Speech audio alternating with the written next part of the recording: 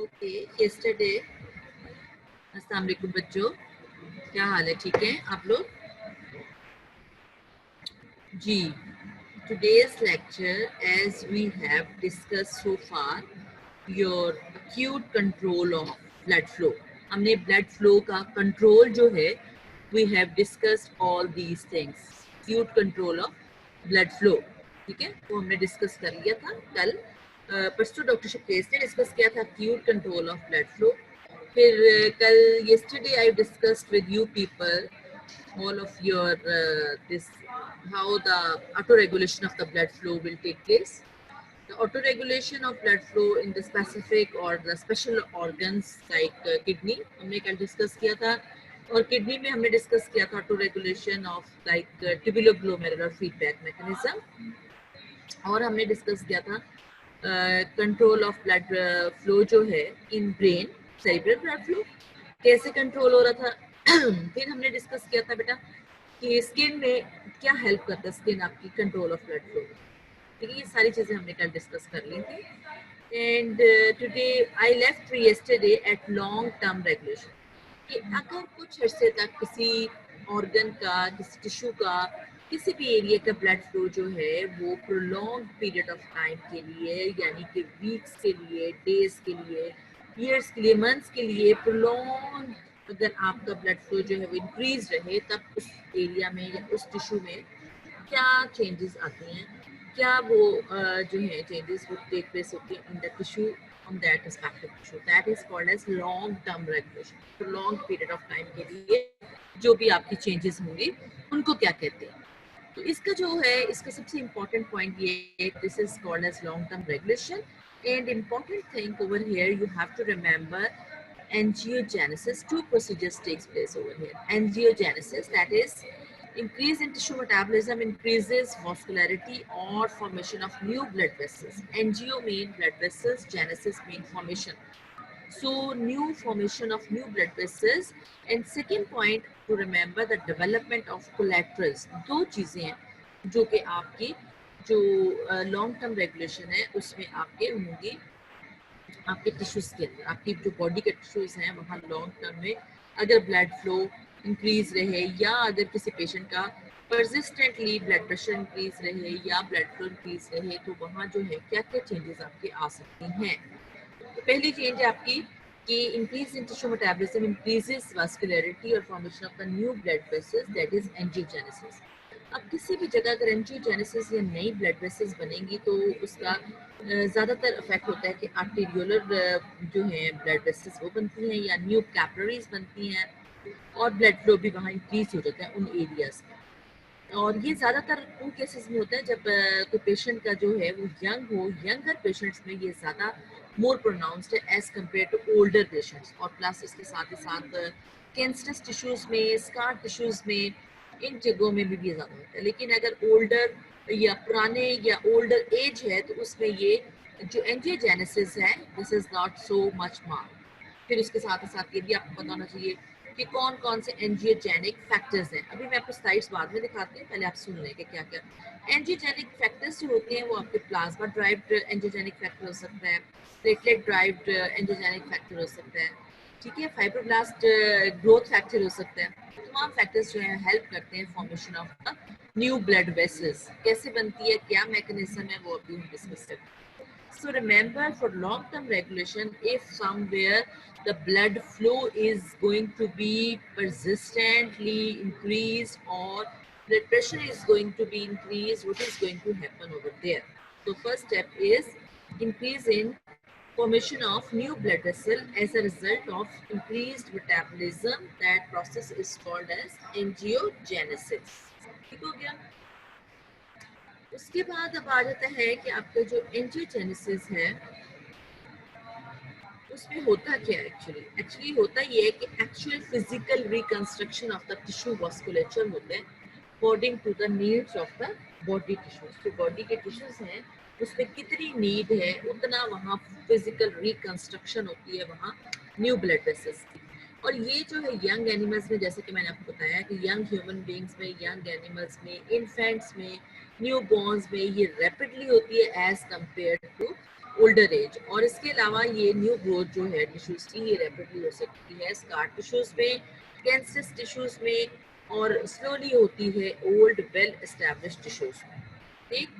Therefore, the time required for long-term regulation to take place may be only a few days in the neonates or as long as many months in case of elderly person. And the final degree of response is much better in younger as compared to older patient. So the neonates जो हैं वो adjust कर लेते हैं अपनी vascularity को according to the needs of the tissue for blood flow. जबकि जो आपकी जो पुराने tissues हैं या older tissues हैं, they are frequently lagging behind for the needs of the tissue. इसका क्या मतलब है? तो ये मतलब है कि जो यंगर पेशेंट्स होते हैं उनमें जो बनता है आपका यंगर पेशेंट्स के अंदर आपका जो बन जाता है वास्कुलरिटी डेवलप होती है वो मैच कर लेती है कि आपकी बॉडी की जो यंगर पेशेंट का जो भी उसकी नीड है उसके अकॉर्डिंगली वो मैच कर जाती है। जबकि आवाज बेटे आपको क्लियर नहीं आ रही है जी बच्चों, आवाज क्लियर नहीं आ रही? Please tell me, somebody has written कि आवाज क्लियर नहीं है। kindly tell me you are hearing me? Okay, thank you बेटा, थैंक यू। अच्छा बेटे, उसमें ये मैं बता रही थी आपको कि जब यंगर पेशेंट है उसमें जो वेस्कुलरिटी है अगर वो न्यू वेसल्स बन भी गई हैं तो उसकी जो वेस्कुलरिटी की डिमांड है और जो उसका ब्लड फ्लो है वो मैच कर जाएगा according to the need of the patient, और वो दिनों के हिसाब से दिनों में उसकी जो है डेवलपमेंट होगी। जबकि जो ओल्डर हैं, ओल्डर स्कार टिश्यूज हैं या ओल्डर पेशेंट है ओल्डर टिश्यूज हैं उसमें जो है ज़्यादा रिस्पॉन्स स्लो होगा, रिस्पॉन्स भी स्लो होगा, और साथ ही साथ उसमें ये होगा कि वेस्कुलरिटी जो है वो हमेशा लैगिंग बिहाइंड रहेगी as compare to the requirement. जो उसको रिक्वायरमेंट है उससे वो नीड ऑफ द टिश्यू से लैगिंग बिहाइंड। लैगिंग बिहाइंड का मतलब है कि पीछे रहेगी उससे जो उसके ज़रूरत है। ठीक है, so this is important point in case of जो है younger tissue and in case of जो आपके ओल्डर टिश्यूज हैं। फिर इसमें कहते हैं कि किस चीज़ का, कौन सी ऐसी चीज़ें हैं जो कि आपकी रिक्वायरमेंट हेल्प आउट कर रही हैं आपके इसमें जो हेल्प करती हैं आपके चेंजेस इन द वास्कुलरिटी, और कौन सी चीज़ें। सबसे इंपॉर्टेंट रोल है role of oxygen in the long term regulation. Similarly आपने पीछे भी पढ़ा था कि ऑक्सीजन का जहाँ भी कहीं लैक होता है तो वहाँ ब्लड वेसोडाइलेशन होती है। Similarly here whenever there is lack of oxygen, तो ऑक्सीजन जो है एक्यूट कंट्रोल में तो है ही है इम्पॉर्टेंट, लेकिन लॉन्ग टर्म में भी ये बहुत इम्पॉर्टेंट रोल है।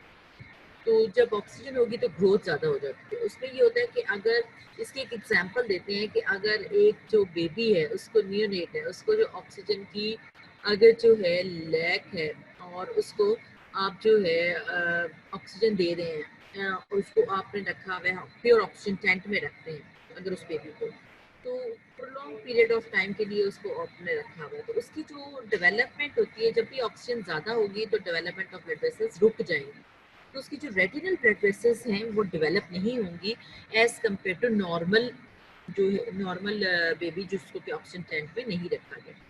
फिर क्या होगा, जैसे ही उसको उस टैंक में से आप बाहर निकालेंगे तो उसकी एकदम से ओवर ग्रोथ हो जाएगी, आपकी जो बेबी की ब्लड वेसल्स हैं ओवर ग्रोथ कर जाएंगी। अब वो जब ओवर ग्रोथ करेंगी तो वो कवर कर लेंगी रेटिना को, और इवन द जो इसको कहते हैं लेंस के पीछे पूरी कवर करके इसको ब्लॉक कर देंगे फील्ड ऑफ विजन को, and even the blindness can take place. This is the cause of blindness in neonates, and that type of blindness is called as retrolental fibroplasia. As if you see the side, तो उसमें retrolental fibroplasia red में लिखा हुआ है and पे। तो this is can be happen कि अगर जो है एक बेबी है उसको बॉर्न हुए प्री मेच्योर है तो उसको आपने ऑक्सीजन टैंक में रखा है ताकि उसको ऑक्सीजन दे सके, लेकिन अगर ऑक्सीजन उसको दे रहे हैं तो ऑक्सीजन देते हुए उसको जो है प्रोलॉन्ग पीरियड ऑफ टाइम के लिए तो आप ऑक्सीजन उसको दे रहे हैं, लेकिन तो उसके बाद क्या होता है जैसे उसको आप बाहर लाएंगे तो उसको जो है वो उसकी ब्लाइंडनेस हो जाएगी क्योंकि उसमें ओवर ग्रोथ हो जाएगी due to the presence of excess of oxygen. ठीक है, तो ओवर ग्रोथ होकर वो लेंस को ब्लॉक कर देगा विजन को, and that type of the fibroplasia is called as retrolental fibroplasia. This is due to the overgrowth of the blood vessels due to the lack of oxygen. ठीक है, जब भी जैसे कि वेसोडाइलेटेशन हुई थी ऐसे ही वेस्कुलरिटी या न्यू ब्लड वेसल्स बन जाएंगी इन case of absence of oxygen. अच्छा जी, अब इसमें कौन कौन से आपके जो है न्यू ब्लड वेसल्स जब बनती हैं तो कौन कौन से आपके फैक्टर्स हैं और कौन कौन से जो formation of new blood vessels में हेल्प कर रहे हैं। सबसे इम्पोर्टेंट है आपका वास्कुलर एंडोथेलियल ग्रोथ फैक्टर जो कि वेसल्स की ब्लड वेसल्स में से आ रहा है, एंडोथेलियम में से आता है। फाइब्रोब्लास्ट ग्रोथ फैक्टर आता है आपका, फिर आपका आ जाता है platelet drive growth factor and another very important angiogenin. Angiogenin is actually the substance which is involved in the formation of new blood vessels. So you have to memorize fibroblast growth factor, platelet derived growth factor, vascular endothelial growth factor and angiogenin. ठीक है, 4 factors आपने याद रखने हैं. सबसे पहले अब हमने पढ़ा है लॉन्ग टर्म रेगुलेशन में कौन सी 2 चीजें हैं, एंजियोजेनेसिस, और उसमें एंजियोजेनेसिस में डेफिनेशन क्या है, formation of the new blood vessels in response to the meet the tissue demand for the blood flow is called as angiogenesis. और इसमें फैक्टर्स कौन से हैं, platelet drive factor growth factor है, फाइब्रोब्लास्ट ग्रोथ फैक्टर है, endothelial drive growth factor है, एंजियोजेनिन. ये 4 factors हैं जो कि आपने याद रखने हैं. उसके बाद आपको आ जाता है कि आपकी जो है ये सारे फैक्टर्स मिलके हैं ग्रोथ कराते हैं. और क्या चीज़ इंपॉर्टेंट है, oxygen. Lack of oxygen is an important role to play. और किन टिश्यूज में ज़्यादा जल्दी होती है ग्रोथ, यंगर टिश्यूज में.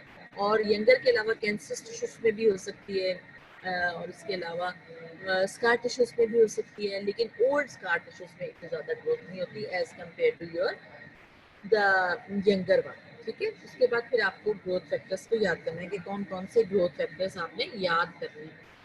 और अगर हम each of which has been isolated from tissues that have inadequate blood supply.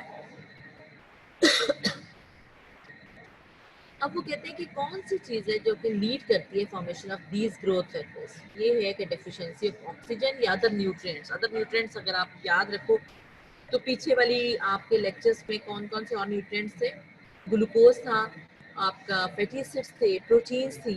किसी भी चीज का अगर लैक होगा तो lead to the formation of the vascular growth factors also called angiogenic factors. अब ये तो कहते हैं कि कैसे ये कंट्रोल रहती है एंजियोजेनेसिस एंड एंटी एंजियोजेनेसिस, यानी कि हर वक्त क्यों नहीं हो रही होती, क्योंकि some anti angiogenic factors are also present in the blood. उसमें एंटी एंजियोजेनिक फैक्टर्स जो है ग्रोथ को रोक ही रखते हैं, लेकिन जब एंजियोजेनिक फैक्टर्स स्टिमुलेट होते हैं due to lack of oxygen या due to lack of any nutrient तो नई वेसल्स जो हैं वो बनना शुरू हो जाती हैं आपकी उसमें. इसका ये एग्जांपल उन्होंने दिखाई भी है कि एक जो है वो रैट का जो टिबियलिस बोन है उसको लेके उसको स्टिमुलेट किया गया. ये नॉन स्टिमुलेंट है और ये स्टिमुलेंट है. यहाँ अगर स्टिमुलेशन देखें और देखें कि न्यू ब्लड वेसल्स ज़्यादा बन गई हैं और यहाँ लेस स्टिमुलेशन है तो ब्लड वेसल्स जो हैं वो कम है. So this is very important कि अगर स्टिमुलेशन ज़्यादा दी गई है तो ब्लड वेसल्स की ज़्यादा फॉर्मेशन होगी. कैसा प्रोसीजर होता है, कैसे एंजियोजेनेसिस होती है, कौन सी ब्लड वेसल कहाँ से मूव करना शुरू करती है. तो फर्स्ट स्टेप आपने याद रखना है dissolution of the basement membrane of the endothelial cells. सबसे पहले जो एंडोथेलियल सेल्स हैं, स्पेशली अगर आप कैपिलरीज को देखें तो single layered of endothelial cells है, तो उसकी बेसमेंट मेम्ब्रेन की डिसोल्यूशन हो जाती है. उसके बाद नए एंडोथेलियल सेल्स जो हैं वेसल वॉल में एक्सटेंडेड कॉर्ड में अपीयर होना शुरू कर जाते हैं towards the source of angiogenic factor. जहां एंजियोजेनिक फैक्टर है उस तरफ नए एंजियोजेनिक जो एंडोथेलियल सेल्स हैं वो ग्रो करना शुरू कर देते हैं और या रिप्रोड्यूस होना शुरू कर देते हैं. सबसे पहले डिसोल्यूशन, डिसकंटिन्यूशन या dissolution of the basement membrane of the endothelial cell. Secondly, there is new formation of new endothelial cells in outward stream में होंगे through the vessel wall in extended cords towards the source of angiogenic factor. फिर हर cell जो है हर cord में divide होता चला जाएगा, एक के बाद दूसरा, दूसरे के बाद तीसरा, तीसरे के बाद चौथा, और एक कॉर्ड के अंदर जो है ट्यूब के अंदर ये डेवलप होना शुरू कर देगा. जब फिर उसके बाद क्या होता है, अब एक ट्यूब सी बन गई और उसमें एंडोथेलियल सेल्स हैं. सबसे पहले डिसोल्यूशन हुई है, डिसोल्यूशन के बाद नए एंडोथेलियल सेल्स बने हैं, वो ग्रो किए आउटवर्ड. उसके बाद वो और रैपिडली डिवाइड किए हैं और ज़्यादा बन गए हैं और एक ट्यूब में बन गए हैं. ट्यूब में बनने के बाद ट्यूब जो है उसने कनेक्ट कर लिया with another tube budding from another donor vessel. Another arteriole के साथ वाली जगह कोई अगर आर्टीरियोल प्रेजेंट है या वेन्यूल प्रेजेंट है तो वहाँ जो है उसके साथ उसने कनेक्ट कर दिया। वो जो आउटवर्ड बने थे या दूर बने थे एंडोथेलियल सेल्स जो टूटी हुई बेसमेंट मेम्ब्रेन से कोई इंजरी से कोई स्टिमुलस से एंजियोजेनिक फैक्टर की तरफ जो बनी थी उसने किसी और साथ वाली आर्टीरियोल या कैपिलरी के साथ जुड़ के या ज्वाइन करके उसने वहां से ब्लड फ्लो जो है वो स्टार्ट कर दिया। तो these are the four steps. Number first step is dissolution of the basement membrane of the endothelial cells. Second step is followed by rapid reproduction of new endothelial cells that stream outward through the vessel wall in extended cords directed towards the source of an angiogenic factors. Third, the cells in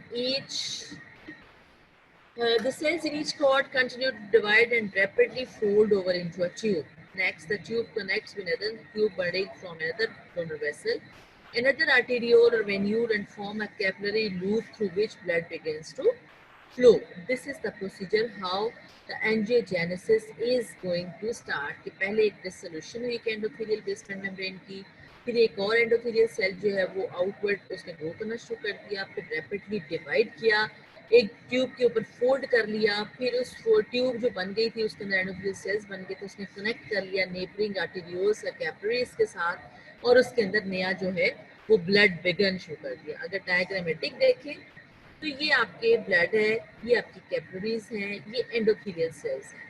सबसे पहले आपकी डिसकंटिन्यूशन या endothelial cells की आपकी डिसकंटिन्यूशन, फिर reproduction of the new जो endothelial cell है, यहाँ से एक नया एंडोथेलियल सेल बनना शुरू हो गया और ये इसके सूडोपोडियस एंड किए और उसके बाद ये स्प्राउटिंग हो गई और कैपिलरीज जो है वो साथ वाली जगह पे चली। ये उसके बाद फिर क्या हुआ था, ये आ गया एक और एंडोथेलियल, वही एंडोथेलियल सेल इधर आ गया और एक ट्यूब सी बन गई, कॉर्ड सी बन गई और फिर इन्होंने साथ वाली जगह ज्वाइन करके आर्टेरियोल्स या कैपिलरीज से नया ब्लड फ्लो यहाँ स्टार्ट हो गया। दिस इज एंजियोजेनेसिस और this are the angiogenic factors. और आपकी जो एंडोथेलियल सेल है वो इस तरह माइग्रेट करके एक नया वेसल बना, ट्यूब बनाई है, ट्यूब बनाने के बाद उसने वेसल बन गई। एंजियोजेनिक फैक्टर्स जो हैं वो बाइंड कर जाएंगे with that of your growth factor receptors which are present on the walls of the blood vessels and they are going to form new collateral vessels. So this is your how angiogenesis or new blood vessels are going to be formed. Second important point, अब ये एक आपने याद रख लेना है कि angiogenesis is the first step. Second step is development of collateral circulation. Collateral का क्या मतलब है कि एक रास्ता अगर बंद मिलता है तो जो ब्लड फ्लो है वो दूसरा साथ वाला रास्ता जो है उसको अडेप्ट कर लेते हैं और वहाँ से ब्लड फ्लो स्टार्ट हो जाता है। This is very important and interesting. और ये आप इसमें देख सकते हैं, इसके कई एग्जांपल्स हैं कि कौन कौन से एग्जांपल्स हैं वो हम वन बाय वन डिस्कस करते हैं। लेकिन इसमें जो है कि अगर एक जगह से बंद है रास्ता मिलता तो दूसरी जगह new vascular channel develop around the blockage and allow at least partial resupply of the blood to the affected tissue. एक जगह ब्लॉकेज हुई थी उधर ब्लड सप्लाई कम बंद हो गई तो क्या होता है ऑटोमेटिकली एक और नया रास्ता जो है ब्लड फ्लो निकाल लेते हैं ब्लड वेसल एक और, क्योंकि एंजियोजेनेसिस से वो ब्लड नई वेसल बन चुकी हुई होती है जिसकी वजह से एक नया कोलैटरल बन जाता है जिसकी वजह से resupply to the affected tissue को सप्लाई करना शुरू करता है। ये सेकेंड पॉइंट है लॉन्ग टर्म रेगुलेशन में। पहला पॉइंट कौन सा आपने याद रखना है, एंजियोजेनेसिस। अब दूसरा पॉइंट कौन सा है, development of collateral circulation. Collateral का क्या मतलब है, उसके साथ ही जो आपका ब्लड एक नॉर्मल रूट जा रहा था उसके साथ एक और रास्ता उसने नी ब्लड वेसल्स का निकाल लिया जिसको कि कोलैटरल सर्कुलेशन के, ताकि रीसप्लाई जो है, ताकि ये है कि वो ब्लड फ्लो ना उस जगह का रुके और नेक्रोसिस ना हो जाए, उधर वो जो है डैमेज ना हो जाए। ठीक है, फर्स्ट स्टेज क्या है कि स्मॉल जो वेसल्स हैं जो कि ऑलरेडी उसने कनेक्ट किया हुआ है vessel above the blockage of the vessel below, वहाँ डायलिटेशन हो जाएगी। ये डायलिटेशन पहले कुछ मिनट्स में या 2 में हो जाएगी और उसके बाद ये डायलिटेशन हुई कैसे थी, मेटाबॉलिक फैक्टर्स यानी कि लैक ऑफ ऑक्सीजन ने इसको स्टिमुलेट कर दिया था। उसके बाद जो ओपनिंग हो जाएगी और ओपनिंग होके कोलैटरल वेसल्स की, और ये 1/4 तकरीबन 1/4 हिस्सा इसको टिश्यूज की नीड को सप्लाई करेगा। टोटली नहीं ये सप्लाई कर सकता क्योंकि टोटल तो लाजमी बात है जो ओरिजिनल वेसल है उसी ने सप्लाई करना था, तो ये 1/4 of that required to supply all the tissues. लेकिन जो further opening within the ensuring hours one day जो है कंटिन्यू रहती है और हाफ द टिश्यूज तक ये सप्लाई जो जाने जाती रहती है। फ्यू डेज तक ये टिश्यूज की नीड्स को फुलफिल करने के लिए इनफ होता है आपकी कोलेट्रल सर्कुलेशन। ठीक है, collateral circulation is your second point to provide long term blood flow regulation and this is enough to meet the divide for few minutes से लेके 1 डे से लेके कुछ दिनों तक ये कंटिन्यू रहेगा हाफ टिश्यू नीड्स को सप्लाई करने के लिए। ये है आपकी कोलेट्रल सर्कुलेशन। ये एक सीधा रास्ता था, बड़ी बड़ी वेसल्स थी। ये जो स्मॉलर आर्टेरियुलर डायलिटेशन होगी, ये ब्लॉकेज थी, तो वहाँ और ब्लड वेसल्स या उस टिश्यूज को सप्लाई करने के लिए आ गई collateral circulation. This is another collateral circulation to the heart कि ये आप देख सकते हैं कि किसी अगर पेशेंट में एक नॉर्मल ब्लड फ्लो जा रहा है लेकिन उसमें क्या हुआ कि एक ब्लॉकेज हो गई, अब मेन सप्लाई जो ब्लॉक हो गई तो साथ ही साथ जो साथ वाली आर्टरीज थी ब्लड ने उधर डाइवर्ट कर दिया और वो जो है नई ब्लड वेसल्स भी जो है ओपन अप हो गई और उन्होंने टिश्यूज को सप्लाई करना शुरू कर दिया। ये एक आप एग्जांपल देख सकते हैं, इसमें ये भी ब्लड वेसल्स की एग्जांपल्स दी हुई है। Minute anastomosis in normal coronary arterial system. Examples आप इसकी दे सकते हैं कि एक जो बंदा 60 इयर्स का बंदा है उसमें एक थ्रोम्बोसिस आ गया। थ्रोम्बोसिस का मतलब है कि थ्रोम्बस इज एक्चुअली जो कलेक्शन है, ये ब्लॉकेज आप उसको कह रहे हैं कि थ्रोम्बस बन गया है 60 ईयर्स का बंदा है लेकिन उसको पता ही नहीं है। जब उसको सख्त कहीं हार्ट अटैक होता है तो फिर उसको पता चलता है कि उसको एक दफ़ा कभी पहले भी ब्लॉकेज आ चुकी है, क्योंकि उसकी जो ब्लड वेसल्स हैं वहाँ वो मेन सप्लाई तो रुक गई थी जैसे कि पीछे डायग्राम में आपको दिखाया है, लेकिन जो साथ वाली ब्लड वेसल्स थी जहाँ कोलेट्रल्स बन गए थे उन्होंने उस आपके हार्ट जो पेशेंट का हार्ट है उसको सप्लाई करना शुरू कर दिया और उसने प्रिवेंट कर दिया मायोकार्डियल डैमेज को। तो वो तब होगा, तब उसको पता चलता है जब when collateral blood vessels are unable to develop quickly enough to maintain blood flow because of the rapidity or severity of the coronary insufficiency, then the serious heart attack can occur and the patient will then have MI and then come to know that previously in his or her heart he is or she is going to have thrombus already, कि पहले से उसके heart में कुछ चल रहा था काम लेकिन उसको पता ही नहीं चला क्योंकि उसकी ब्लड जो हार्ट था और जो बॉडी थी उसने ऑटोमेटिकली कोलेट्रल सर्कुलेशन जो है वो डेवलप कर दी थी। ये एक एग्जांपल है। अब एग्जांपल्स अगर आपसे पूछी जाए लॉन्ग टर्म रेगुलेशन की तो कॉर्नरी जो आर्टरी है उसकी एक एग्जांपल दे सकते हैं लाइक दिस कि ये जो है ब्लॉकेज हो गई है, इसने ब्लॉक करके यहाँ जो एरिया इन्फाक्ट बना दिया हुआ है, लेकिन अब यहाँ इन्फाक्ट छोटा है तो यहाँ जो है कोलेट्रल वेसल सप्लाई होगी, लेकिन अगर ये कोलेट्रल्स जो है फेल हो जाए तो इन्फाक्टेड एरिया ज़्यादा हो जाता है और पेशेंट को डायग्नोसिस हो जाता है कि सीवियर मायोकार्डियल इन्फेक्शन हो गया। उसके बाद क्या होता है कि अगर प्रोलॉन्ग्ड केसेस में अगर किसी बंदे का जो है ब्लड प्रेशर जो है वो प्रोलॉन्ग्ड केसेस में रेस्ड रहे या फिर उसमें इंक्रीज ब्लड प्रेशर रहे तो फिर क्या होता है, फिर उन वेसल्स में क्या चेंजेस आती हैं अगर प्रोलॉन्ग्ड केसेस में आपका ब्लड फ्लो भी इंक्रीज रहे और आपके जो है वेसल्स में क्या चेंजेस आती हैं, that is called as vascular remodelling.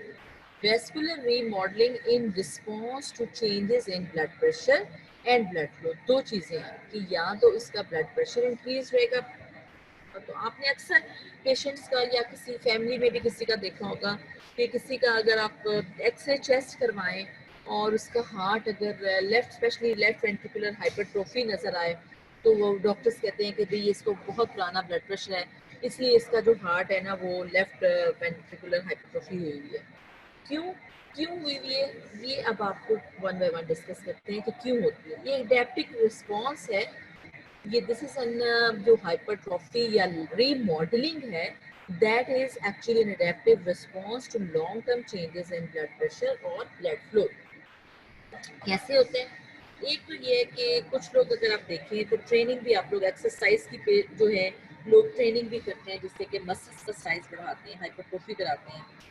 Similarly, after several months of chronic exercise training, तो ट्रेंड मसल इंक्रीज करते हैं their higher blood flow commutation और उनकी क्या होता है, उनकी कैपिलरी डेंसिटी भी चेंज हो जाती है और उनका लार्जर ब्लड वेसल्स का स्ट्रक्चर भी चेंज हो जाता है in response to long term changes in the blood pressure and blood flow.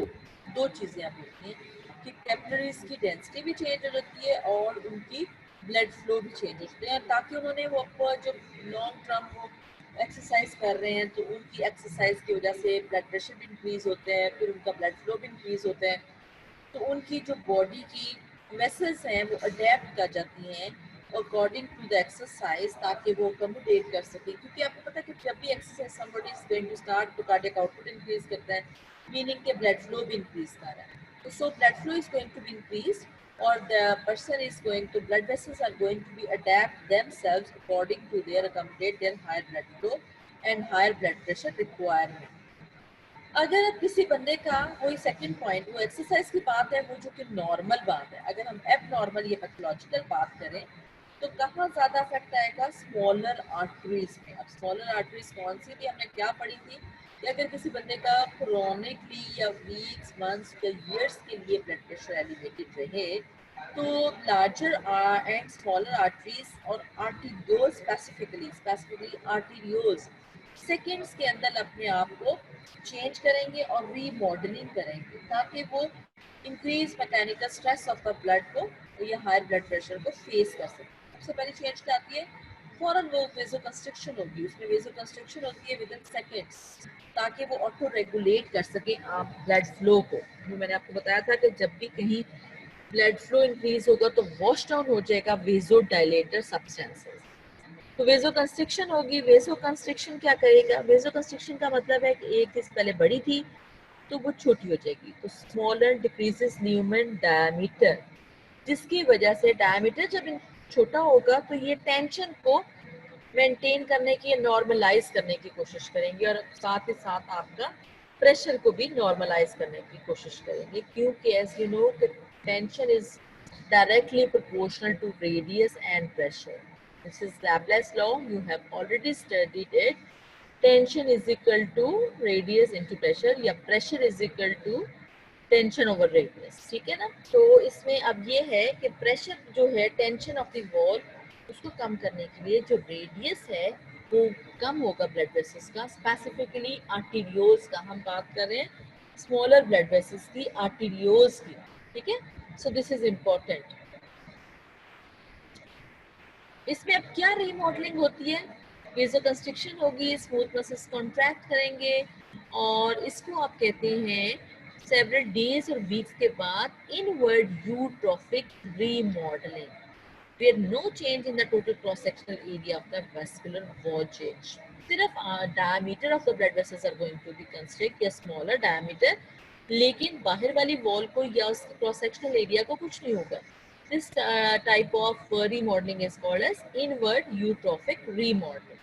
ये सारी के सारी जो स्ट्रक्चरल चेंजेस आ रही हैं ब्लड वेसल्स में, ये हम डिस्कस कर रहे हैं आर्टीरियोल्स की राइट में, not the larger vessels. Larger vessels में और चेंजेस आएंगी, इसमें स्मॉलर वेसल्स में और चेंजेस आएंगे। स्मॉलर वेसल्स में अब यहाँ जो है अगर blood pressure long period of time के लिए इनलार्ज है तो इनवर्ड यूट्रोफिक रीमॉडलिंग होगी, जिसमें कि क्रॉस सेक्शनल एरिया जो है वो नहीं बढ़ेगा, सिर्फ lumen of the diameter change हो रहा है। फिर एक किस्म की होती है जो लार्जर आर्टरीज हैं। अब वो हमने बात की थी कि आर्टेरियोल्स में क्या हो रहा है, तो अगर हम लार्जर आर्टरीज की बात करेंगे तो वहाँ जो रीमॉडलिंग होगी उसको हाइपरट्रोफिक का मतलब है कि मसल मास। अब स्मूथ मसल्स इसमें प्रेजेंट होते हैं, तो इसमें जो है वेस्कुलर वॉल का क्रॉस सेक्शनल एरिया भी इंक्रीज करेगा। अभी मैं डायग्राम दिखाऊंगी, उससे भी आपको पता चलेगा कि the hypertrophic response increases the size of the vascular smooth muscle cells and stimulate formation of extracellular matrix proteins like collagen and fibronectin। वो क्या करेंगी? वो रीइंफोर्स करेंगी, स्ट्रेंथ देंगी वेस्कुलर वॉल्स को, ताकि वो विथस्टैंड कर सके ग्रेटर ब्लड प्रेशर को।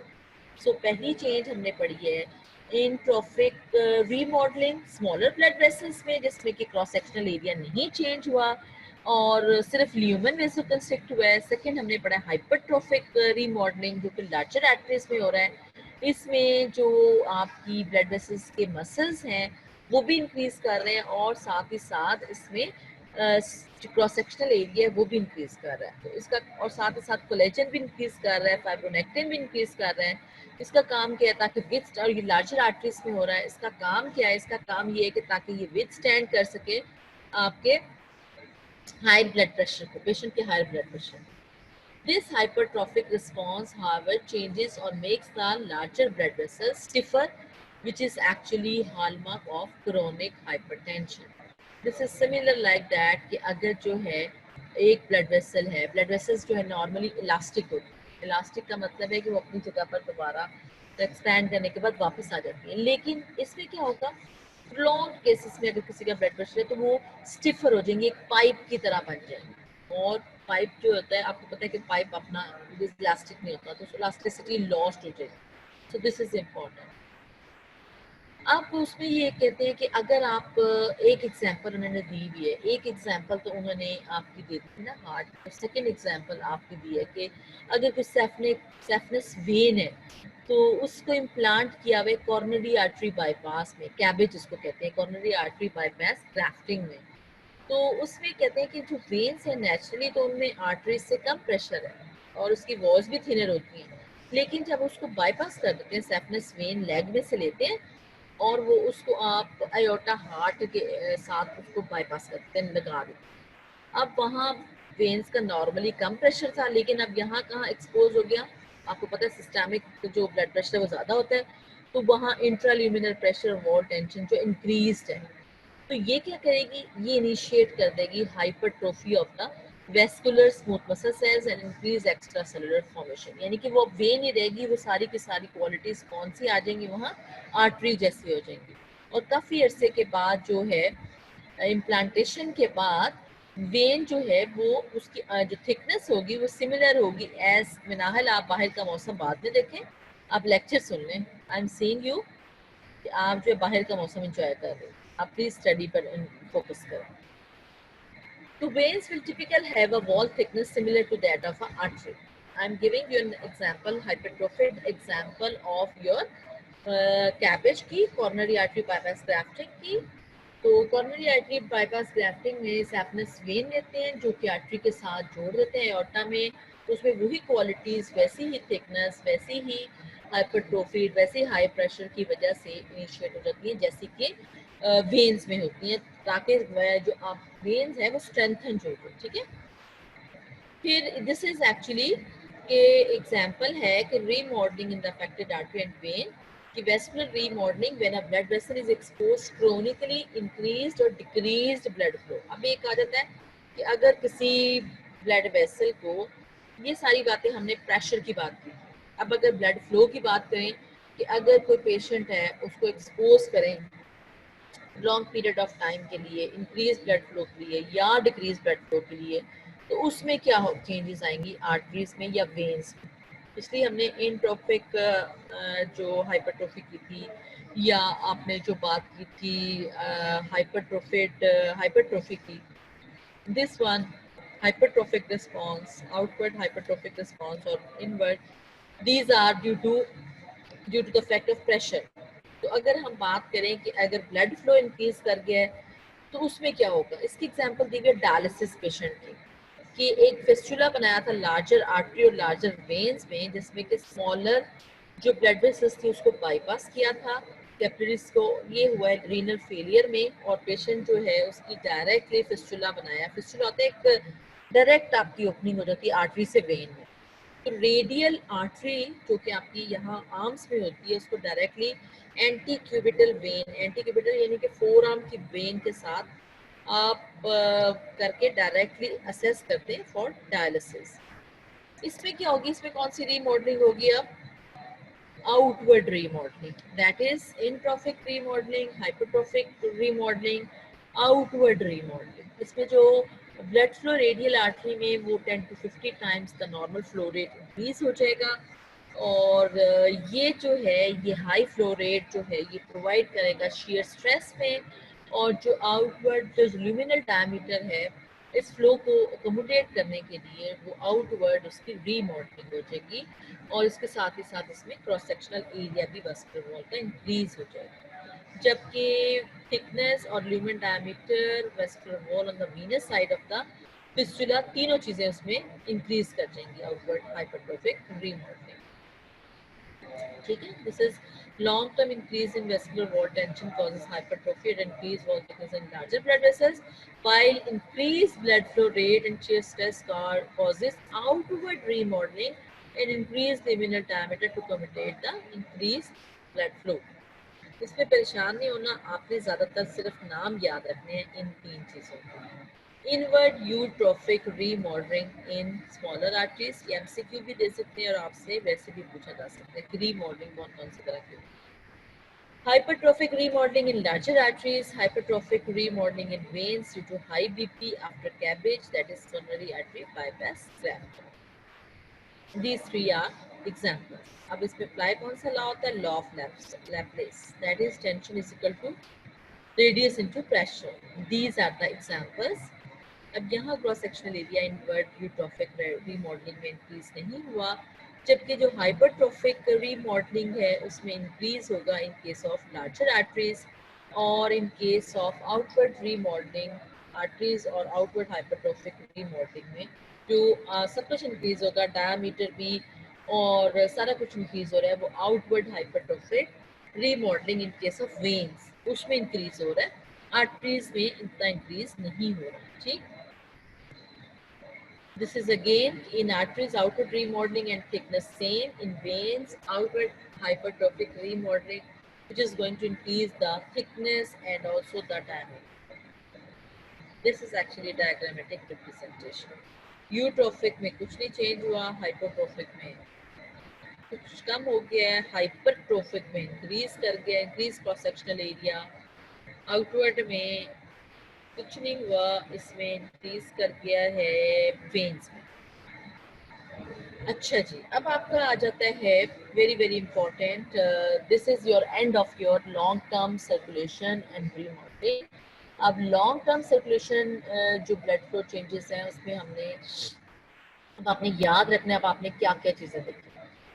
ठीक है, सबसे पहले अब आपने देखा है, क्या देखा है बच्चों?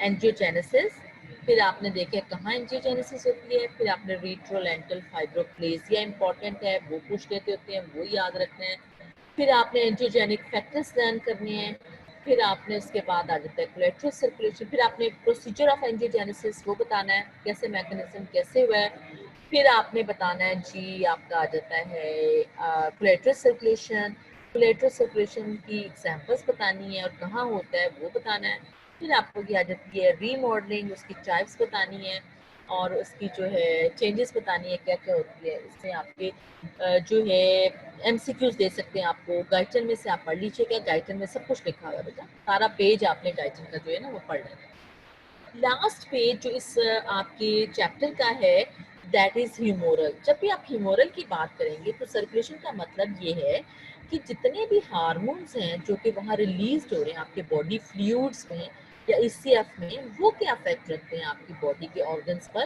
ताकि ब्लड फ्लो को इंक्रीज या डिक्रीज कर सके अकॉर्डिंगली।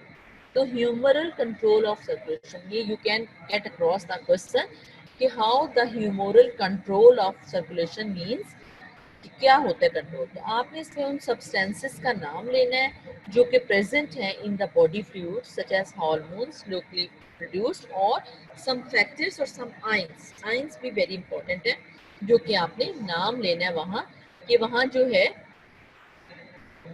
क्या क्या चीज़ें जो हैं वो प्रोड्यूस्ड हुई हैं या आपकी क्या क्या वहाँ ज़रूरत है। So such as hormones locally produced.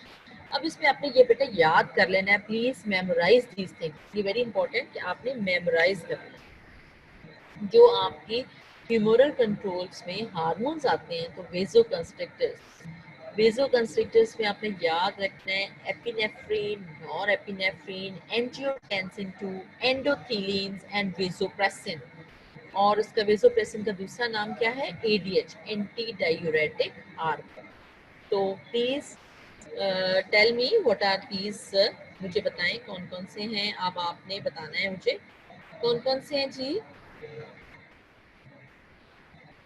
Ji norepinephrine, epinephrine, angiotensin 2, endothelins and vasopressin. Please इसको याद करें। स्ट्रॉन्ग वेजो नाइट्रस ऑक्साइड तो वेजोडाइलेटर है जो नेचुरली प्रेजेंट है, लेकिन और दो इम्पॉर्टेंट वेजोडाइलेटर्स हैं आपकी जो हार्मोन्स हैं, ब्रेडिकाइनिन एंड योर हिस्टामिन। ठीक है, bradykinin and histamine. Please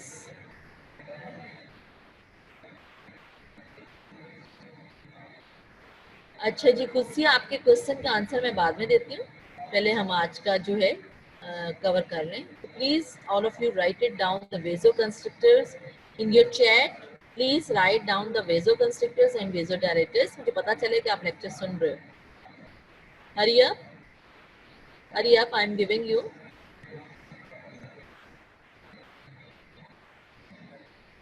ji, vasoconstrictors कौन से हैं? हम हार्मोन्स की बात करें, norepinephrine, epinephrine, angiotensin 2 and endothelins and vasopressin. ठीक हो गया, ये सिर्फ एपिनेफ्रिन और एपिनेफ्रिन याद रखना। एंजियोटेंसिन 2 जो सबसे स्ट्रॉन्गेस्ट है, जो थोड़ी सी माइन्यूट अमाउंट में भी अगर दे देंगे तो वेजो कंस्ट्रक्शन कॉज करेगा। जो वेजो कंस्ट्रक्शन कॉज करेगा तो क्या करता है, पेरिफेरल रेजिस्टेंस इंक्रीज कर देता है। पेरिफेरल रेजिस्टेंस इंक्रीज करेगा तो क्या करता है, डिक्रीज करता है ब्लड फ्लो को। ठीक, गुड, शाबाश। चलें, अब आप वेसोडाइलेटर्स के नाम याद करें। कौन सा वेसोडाइलेटर्स है? Bradykinin, please right it down, the vasodilators, bradykinin and histamine, bradykinin and histamine. अब ये सारे हम बात कर रहे हैं आपके वेसोडाइलेटर्स की। वो हमने बात की थी वेसो कंस्ट्रक्टर्स की, अब हम बात करेंगे वेसोडाइलेटर्स की। दीज आर ब्रेडिकाइनिन और हिस्टामिन। अभी हम इनको डिटेल्स में भी डिस्कस करेंगे ये क्या क्या है। अब आ जाते हैं कि हमारे पास आयंस कौन से आयंस हैं जो कि वेसो कंस्ट्रक्शन करते हैं, कौन से आयंस हैं जो वेसो डायलिटेशन करते हैं। डेली जब मैं लेक्चर दे रही होती हूँ सिर्फ 34 से 40 तक रिस्पॉन्स आता है बच्चों, बाकी मुझे लगता है लेक्चर्स नहीं सुन रहे होते। प्लीज बी केयरफुल अबाउट कि आपको ये सारी चीज़ें आई नो कि गाइड में दी हुई है, लेकिन अगर आपको पता नहीं होगा कि क्या इंपॉर्टेंट है जो आपने स्टडी करना है तो कैसे आप लोग करोगे, इसलिए प्लीज सुना करो लेक्चर। वेजो कंस्ट्रक्टर्स की अगर हम बात करेंगे आयंस की, तो calcium ions are most important. अभी मैं सिर्फ नाम बता रही हूँ, कैसे मैकेनिज्म ऑफ एक्शन है वो नहीं बताया। Vasoconstrictor strong is your calcium ions, क्योंकि स्मूथ मसल्स की कॉन्ट्रैक्शन के लिए ये हेल्प करता है, सो ये वेजो कंस्ट्रक्शन करा देता है। फिर वेजो डायलेटर की अगर हम बात करेंगे तो कौन से वेजो डायलेटर्स हैं? मैग्नीशियम आयंस हैं, हाइड्रोजन आयंस हैं, कार्बन डाइऑक्साइड है, पोटेशियम आयंस हैं, सिट्रेट हैं, एसीटेट हैं। ठीक है, सो दीज याद कर लो इनके नाम, magnesium, hydrogen, carbon dioxide, potassium ion, citrate, acetate. Vasodilators की लॉन्ग लिस्ट है, long list of vasodilators, these are your ions. ठीक, अब वेजो कंस्ट्रिक्टर में कौन सा आयन याद रखना है अब आपने? Calcium ions. ठीक हो गया। अब उसके बाद हम डिस्कस करते हैं कि ये जो सारे के सारे वेजो कंस्ट्रिक्टर्स हैं ये कहाँ से सिक्रीट होते हैं। तो आपने याद रखना है कि sympathetic stimulation, excitement, fear, tension, बहुत ज़्यादा कोई किसी शेर को देख के भागना, तो सिंपैथेटिक सिस्टम जो एक्टिवेट हो जाता है किसी भी इंसान का, तो वो उसमें आपका रिलीज होते हैं एंडिंग्स पर नॉर एपिनेफ्रिन या एपिनेफ्रिन। वो क्या है? वो पावरफुल वेजो कंस्ट्रिक्टर हार्मोन है। वो क्या करेगा? वेजो कंस्ट्रिक्शन कर देगा तमाम ब्लड वेसल्स की। लेकिन मजे की बात है कि कुछ जगह पर ये वेजो डायलिटेशन भी करते हैं। उसकी एग्जांपल यहाँ दी गई है आपके गाइडन में कि special example of vasodilatation caused by epinephrine is that occur to dilate the coronary arteries during increased heart activity। कि जब increased heart activity हो रही हो तो आप वेसोडाइलेटेशन प्रोवाइड करते हैं ड्यू टू एपिनेफ्रिन के साथ। ठीक है, this is important point two remember. अच्छा जी, अब उसके बाद आ जाता है कि अब ये एपिनेफ्रिन या नॉर एपिनेफ्रिन से क्रिएट कहाँ होते हैं? स्ट्रेस या एक्सरसाइज में, फियर में, टेंशन में सिंपैथेटिक नर्वस सिस्टम एक्टिवेट हो गया, तो सिंपैथेटिक नर्व्स की जो एंडिंग्स हैं वहाँ आपका नॉर एपिनेफ्रिन जो है सिक्रीट होगा और एक्साइट करेगा हार्ट को और कॉन्ट्रैक्ट करेगा वेन्स को और आर्टेरियोल्स को। एक्साइटमेंट का क्या मतलब है? हार्ट रेट इंक्रीज हो जाता है और कार्डियक आउटपुट इंक्रीज हो जाएगा। सिंपैथेटिक स्टिमुलेशन जब भी होती है तो हार्ट रेट इंक्रीज होता है और कार्डियक आउटपुट इंक्रीज होता है। जबकि पैरासिम्पैथेटिक स्टिमुलेशन हो तो हार्ट रेट डिक्रीज होता है और जो है उसका कार्डियक आउटपुट डिक्रीज होता है। जबकि ये जो आर्टेरियोल्स और वेन्स की है वेजो कंस्ट्रिक्शन करेगा। क्यों करता है भला? इसलिए कि वहां से ब्लड को डाइवर्ट करके टूवर्ड्स द हार्ट ले आता है ताकि हार्ट की एक्टिविटी को इंक्रीज कर सके। इसके अलावा एड्रीनल मेडुला, अब एड्रीनल मेडुला कहाँ प्रेजेंट होता है? वो प्रेजेंट होता है आपके एड्रीनल ग्लैंड पर। अब एड्रीनल ग्लैंड कहाँ प्रेजेंट है, वो आपकी किडनीज के ऊपर पड़ा होता है, एफएससी में आपने पढ़ा होगा। इसलिए ये जो है या तो डायरेक्ट नर्व स्टिमुलेशन से सिम्पैथेटिक स्टिमुलेशन होगी, या फिर आपकी जो है इनडायरेक्टली जो मेडुला स्टिमुलेट हुआ है वहाँ से आपकी इनडायरेक्टली एपिनेफ्रिन या नॉर एपिनेफ्रिन आया है और उसने आके भी वही सेम स्टिमुलेशन कर दी है। So to cause the strongest vasoconstriction. Second important thing is angiotensin 2, which is a powerful vasoconstrictor substance. Angiotensin 2 जो है ये powerful vasoconstrictor stimulus है, और सबसे important है कि ये 1 millionth of a gram भी अगर हम लगा दें तो ये ब्लड प्रेशर जो ह्यूमन बीइंग का 50 मिलीमीटर या उससे ज़्यादा इंक्रीज कर जाएगा। कैसे करेगा, ये पावरफुली वेसोकंस्ट्रिक्ट करेगा स्मॉलर आर्टेरियोल्स को।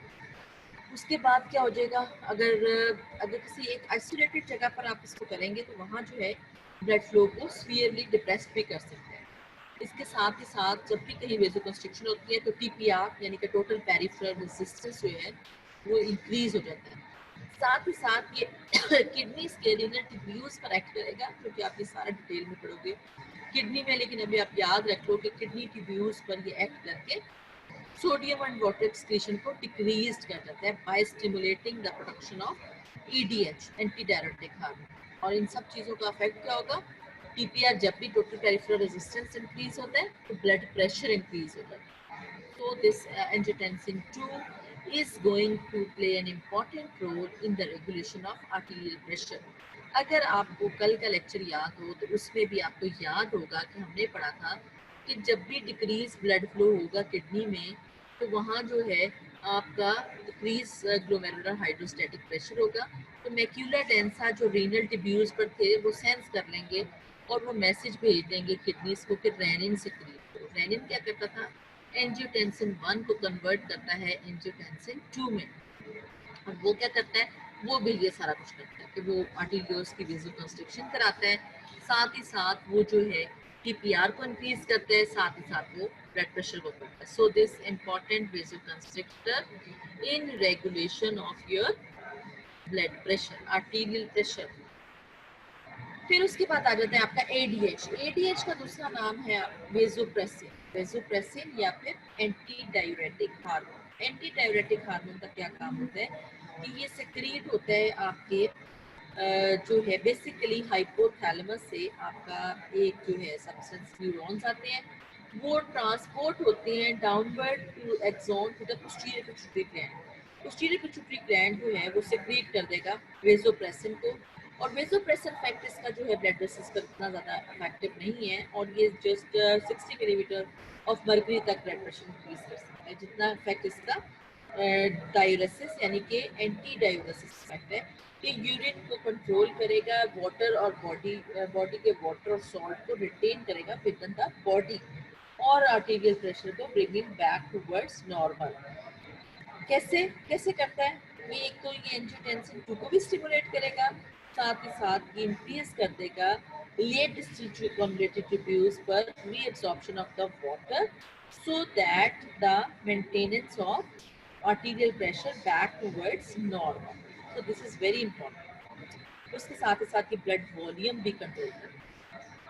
अच्छा जी, ये तो आपके दो इंपॉर्टेंट आपके वेसोकंस्ट्रिक्टर को हमने डिस्कस कर लिया, एंजियोटेंसिन 2 एंड योर वेसोप्रेसिन या फिर एडीएच। अब और या फिर थर्ड आपका हमने डिस्कस किया था एपिनेफ्रिन एंड नॉरएपिनेफ्रिन। अब आ जाते हैं आपके वेसोडाइलेटर सब्सटेंसेस। नाइट्रस ऑक्साइड हमने कहा था नॉर्मली भी ब्लड वेसल्स में प्रेजेंट है, लेकिन इसके बाद आपके ब्रेडिकाइनिन है जो कि वेरी पावरफुल वेसोडाइलेटर है, ठीक है। और ये जो है ये एक्चुअली काइनिन्स होती हैं जो कि इनएक्टिव फॉर्म में प्रेजेंट होती हैं। काइनिन्स स्मॉल पॉलीपेप्टाइड्स हैं जो कि अल्फा टू ग्लोबुलिन से प्लाज्मा या टिश्यू फ्लूइड्स में प्रेजेंट है। अल्फा टू ग्लोबुलिन आपको पता है प्रोटीन्स हैं जो कि आपकी ब्लड वेसल्स के अंदर प्रेजेंट है, प्लाज्मा प्रोटीन्स। याद है ना, एल्ब्यूमिन है, ग्लोबुलिन है, ग्लोबुलिन की भी अल्फा ग्लोबुलिन है, अल्फा टू ग्लोबुलिन है। तो जो अल्फा टू ग्लोबुलिन के कुछ प्रोटीन्स के पेप्टाइड्स के जो हैं वो काइनिन्स हैं। तो एक प्रोटीलिटिक एंजाइम कैलिक्रीन है वो इनएक्टिव फॉर्म में प्रेजेंट है। तो जब भी कभी ब्लड में इन्फ्लेमेशन हो या मैसेरेशन हो या कोई भी और केमिकल या फिजिकल इफेक्ट हो तो क्या होगा कि ये एक्टिवेट हो जाएगा कैलिक्रीन। एक्टिवेट होके ये कर जाएगा कैलिडीन में कन्वर्ट हो जाएगा, जो कि टिश्यू के एंजाइम्स जो हैं उसको कन्वर्ट कर देंगे ब्रेडिकाइनिन। ठीक है, ये ब्रेडिकाइनिन जो है ये बहुत ही कम टाइम्स के लिए, बहुत कम विद इन सेकेंड्स जो है ये डिसअपियर हो जाएगा। क्यों? क्योंकि वहाँ एक एंजाइम है जो कि इसको डिसफर्मेंट कर देगा, दैट इज कार्बोक्सीपेप्टिडेज और कन्वर्टिंग एंजाइम। ये एंजाइम जो है साथ ही साथ एक्टिवेट करता है आपका कार्बोक्सीपेप्टिडेज एंजाइम एंजियोटेंसिन को भी। तो ये इसके साथ ही साथ जो एक्टिवेटेड कैलिक्रीन एंजाइम जो था जिसने कि कैलिडीन में कन्वर्ट होना था, फिर उसने ब्रेडिकाइनिन में था, उसका इनहिबिटर भी प्रेजेंट है आपकी बॉडी फ्लूइड्स। ठीक है, so bradykinin is the strongest vasodilator. और ये करता क्या है? ये करेगा पावरफुल आर्टेरियोलर डायलिटेशन, साथ ही साथ ये इंक्रीज्ड कैपिलरी परमेबिलिटी भी करता है। Increase arteriolar dilatation, increased capillary permeability. ठीक, वेसोडाइलेशन जब भी होती है तो वहाँ परमेबिलिटी भी इंक्रीज हो जाती है। फिर आपका एक और पावरफुल वेसोडाइलेटर जो कि एलर्जिक रिएक्शंस में सिक्रीट होता है मोस्टली, वो आ जाता है आपका हिस्टामिन। तो हिस्टामिन जो है that is going to be secreted from mast cells और बेसोफिल्स में सिक्रीट होता है, बेसोफिल्स से सिक्रीट होता है, इन्फ्लेम्ड और एलर्जिक रिएक्शंस में सिक्रीट होता है और ये जो है वेसोडाइलेशन करेगा। और ये भी आपकी जो है प्रोपोस्टी, प्रोपोस्टी क्या होती है? पोरोसिटी का क्या मतलब है? परमिबिलिटी इंक्रीज करेगा, कैपिलरी परमिबिलिटी इंक्रीज करेगा। जब भी कैपिलरी परमिबिलिटी इंक्रीज होती है तो क्या होता है? लीकेज हो जाती है ब्लड वहाँ की, बॉडी फ्लूइड्स के, प्लाज्मा प्रोटीन्स की टिश्यूज के अंदर। तो कोई भी पैथोलॉजिकल कंडीशंस होंगी तो ज्यादा लीकेज हो जाएगी तो क्या हो जाएगा? वहाँ अडीमा डेवलप हो जाएगा।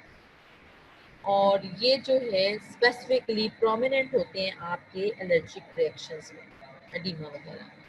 So finally at the end of this chapter the blood flow is generally regulated according to the specific needs of the tissues as long as the arterial pressure is adequate to perfuse the tissues. और कौन से steps हैं जो हमने discuss कर लिए हैं long term regulation में, factor affecting long term regulation में, रीमॉडलिंग एंड टाइप्स, एंड फिर हमने हार्मोन्स का इफेक्ट पढ़ा है, फिर हमने vascular control by ions and other chemical factors पढ़ा। अब हम वन बाय वन इसकी डायग्राम ले लो, ये सारे का सारा आज हमने पढ़ा है। Long term blood flow regulation में हमने क्या पढ़ा था? Angiogenesis and your collateral circulation, that is blood flow control changes in tissue vascular factors. कौन से इफेक्ट किए थे लॉन्ग टर्म रेगुलेशन में? ऑक्सीजन और importance of vascular growth factors, development of collateral circulation. Remodelling कौन सी हमने पढ़ी थी? Vascular remodelling, inward eutrophic and hypertrophic remodelling, outward hypertrophic remodelling. इसकी बेटे पिक्चर ले सकते हैं आप ताकि आपने पता हो कि आपने पढ़ना क्या है। Your local and humoral control of tissue blood flow long term regulation. Hormones का क्या इफेक्ट है ब्लड फ्लो पर? एंजियोटेंसिन 2 है एंड वेसोप्रेसिन है, वेसोकंस्ट्रिक्टर एजेंट, वेसोडाइलेटर्स में ब्रेडिकाइनिन और हिस्टामिन।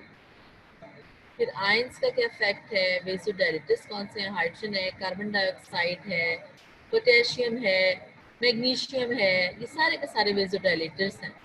और वेसोकंस्ट्रिक्टर क्या है? और जो आपके कार्बन डाइऑक्साइड है इसका इतना ज़्यादा पावरफुल रोल नहीं है, लेकिन जो आपका सेंट्रल नर्वस सिस्टम है वहाँ ये स्ट्रॉन्गेस्ट वेसो डायलेटर के तौर पर एक्ट करता है। हाइड्रोजन आयंस भी इसी तरह, कि जरा सा ये जो है डिक्रीज हो जाए तो वेसो कंस्ट्रिक्शन हो जाती है in the brain, so वेसो dilator effect होता है। इसी तरह एस्टेट आयंस, सिट्रेट आयंस, ये वेसो डायलेटर्स हैं। फिर वेसो कंस्ट्रिक्टर्स का क्या इफेक्ट है? एंजियोटेंसिन 2 का क्या इफेक्ट है? एडीएच का क्या इफेक्ट है? These all are important. Now बेटा please, this is your chapter is finished now. अब मुझे अब आप लोग जल्दी से लिख के बताएं कि कौन कौन सी चीज़ें आज आपने डिस्कस की हैं। Hurry up, I am going to check you all people, और उसमें मैं आपको फीडबैक इधर दूंगी कि भी आप लोग लेक्चर सुन रहे थे कि नहीं सुन रहे थे। हरी अप, तो क्वेश्चन है तो वो भी पूछ लें। जैसे कि कुत्सिया ने एक क्वेश्चन पूछा था, उसका मैं सिर्फ लॉन्ग टर्म रेगुलेशन ही लिखना, उसका पूरा लिखना है कि लॉन्ग टर्म रेगुलेशन में हमने क्या क्या चीज़ें देखी हैं। पॉइंट्स पूरे लिखने हैं लॉन्ग टर्म रेगुलेशन के, जो मैंने आपको लास्ट स्लाइड दिखाई है वो तमाम की तमाम all of you have to write down in the chat please. अब एक एक लफ्ज लिख रहे हो, कोलैटरल सर्कुलेशन, एंजियोजेनेसिस, नहीं बेटा आप एक ही बंदा एक ही चीजें सारी लिख। गुड, शाबाश, वेरी गुड, वेरी गुड। वेजो कंस्ट्रक्टर्स, ठीक है। बकार, इफ्रा, ठीक है।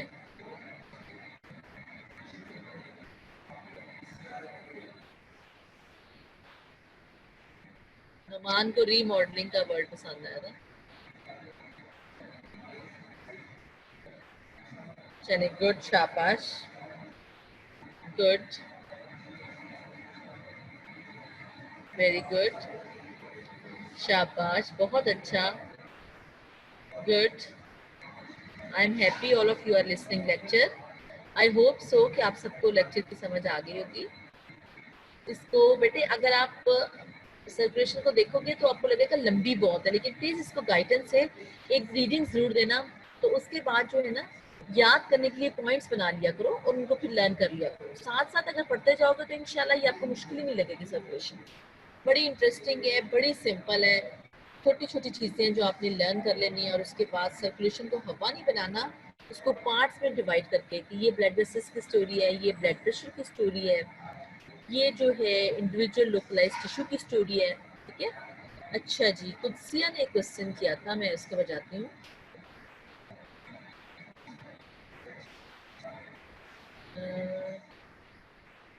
जी, कुदसिया ने पूछा था कि लिवर ट्रांसप्लांट में अगर liver sample is taken from a young donor and is implanted into an older recipient, what will be the rate of vascularization will it take place according to the donor or a recipient? बेटे ये जो donor और recipient वाली story है, that is बिल्कुल एक separate जो है स्टोरी, ठीक है। तो इसमें जो स्टोरी है आपने डिटेल से बताना होता है कि कैसे जो है आपकी उसकी वो है ट्रांसप्लांटेशन हो रही है, ठीक है। उसमें आपने सबसे इम्पोर्टेंट तो आपने ये बताना होता है कि आपका जो है लिवर जो है उसको अगर आप ट्रांसप्लांट कर रहे हैं, यंग पेशेंट है, तो यंग पेशेंट के अंदर आपने कैसे ट्रांसप्लांट करना, ठीक है। ट्रांसप्लांटेशन में आपने यंग पेशेंट में सबसे पहले तो मैचिंग बहुत ज़रूरी है। अगर मैच कर गए तो वो उसमें नेचुरली वो जो बॉडी है वो एक्सेप्ट कर देगी उस टिश्यू को, तो वास्कुलराइजेशन ऑटोमेटिकली रिज्यूम हो जाए। तो दिस इज़ वेरी इंपॉर्टेंट कि कैसे रिज्यूम हो, ठीक है। So this is very important कि how this vascularization is going to be important. तो नेचुरली वो उस पर ही नहीं डिपेंड करता कि वो जो है डोनर ओल्ड है या यंग है, डिपेंड इस पर करता है कि मैचिंग हो गई है तो वो जो है उसने एक्सेप्ट कर लिया उसकी बॉडी ने कि नहीं, ठीक है। This is very important. सही हो गया? Any question, any other question बेटा?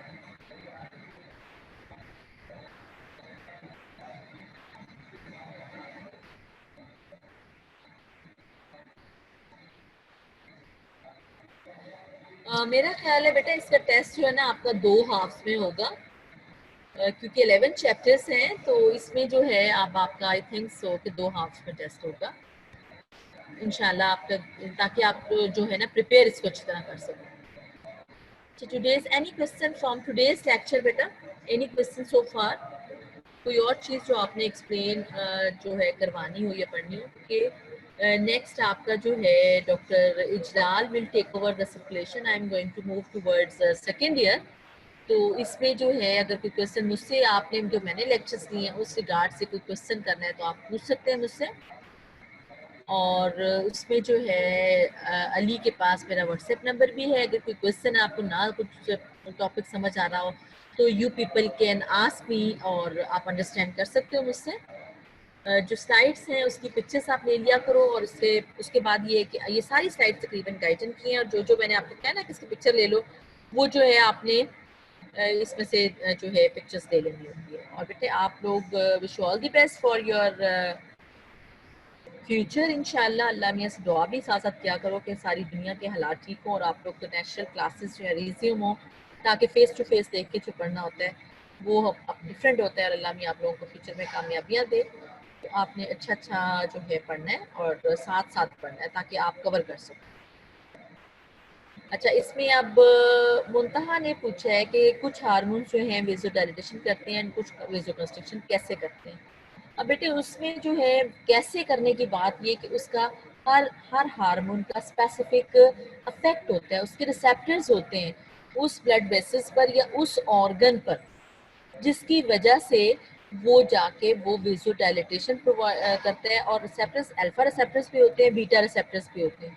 अब वो रिसेप्टर्स पर डिपेंड करता है कि वो जो हार्मोन है वो जाके उधर रिसेप्टर पर लगा है तो वो उसका इफेक्ट कैसा है। तो दिस इज वेरी इंपॉर्टेंट कि जो है रिसेप्टर्स का इफेक्ट क्या होगा। ठीक है, so any other question? Okay बेटा, थैंक यू वेरी मच। नहीं बेटे, अभी आपका फर्स्ट ईयर का सिलेबस ना अभी नहीं खत्म हुआ, अभी आपकी रेस्पिरेशन रहती है, अभी आपका टेम्परेचर रेगुलेशन रहता है, अभी आपके सर्कुलेशन के वीक चैप्टर्स रहते हैं।